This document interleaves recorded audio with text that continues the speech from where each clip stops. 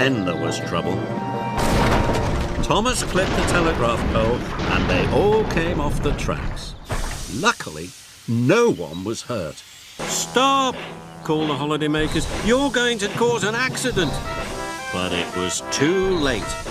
Mighty pushed back as hard as he could and the carriage crashed into the rocks. First one rock fell, then another rock. Soon, lots of rocks came tumbling down. The track was blocked and they were all stuck. A strong gust of wind blew one of the tarpaulins in the air. "Oh no," gasped Thomas. Now everyone could see there was nothing inside. And he didn't see the goods train ahead until it was too late. Luckily, no one was hurt, but Gordon came off the rails. He was covered in gooey red jam. Rheneas shunted some trucks gently together. But Scar Lowy was too excited to be careful. Suddenly, Neville saw a barrier on the track. He slammed on his brakes.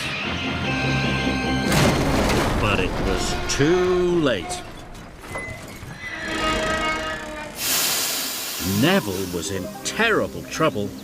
Toby still didn't want to speak to the Fat Controller. Quickly, he reversed into a siding and didn't see that a big rock had fallen on the line. "Bust by cowcatchers," he cried. Cranky was very tall. But Henry didn't see the flagpole. It was on the flatbed in front of him. It rolled onto the track. "Sorry, matey," called Salty. But suddenly there was a terrible noise.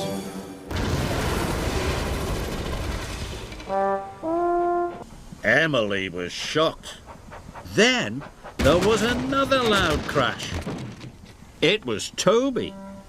His wheels had struck the telephone pole and he was derailed. His wheels were spinning faster and faster. Then there was trouble. "Help!" called Dennis. So Thomas backed under the hopper. But just as the stone was released, Thomas's trucks chuckled. Then they rolled a bit more. "Bother!" huffed Thomas. When he arrived, Thomas backed carefully and slowly under the coal hopper. But the trucks chuckled, then rolled too far again. Thomas and his trucks were dirtier than ever. Then there was trouble. The rusty coupling broke. Thomas's trucks were rolling by themselves. "Cinders and ashes!" cried Thomas. Thomas applied his brakes, but he stopped too quickly. The trucks bumped into the back of Thomas, and the coal spilled all over the tracks. Thomas was stuck. "That looks like a good place for an adventure," said Duncan excitedly. "I wonder what's down there." Duncan pushed his way through the barrier. Rusty was coming down the hill with trucks full of coal. Duncan was too excited to think clearly. He puffed straight into a roof support. And suddenly, the roof collapsed behind him. Duncan was trapped. With all his puff, Duncan bashed the trucks, and they crashed and smashed through the boards.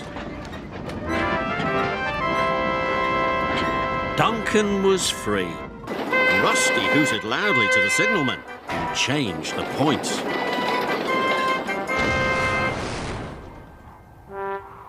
But Scar Lowy was too heavy, and the winch broke. "Whee!" puffed Skarloey as he raced down the hill. He raced past a very surprised Thomas and straight into the snowbank. His wheels started to slip and slide. "Oh my!" cried James, and he applied his brakes as hard as he could. Edward tried to brake as well, but it was too late.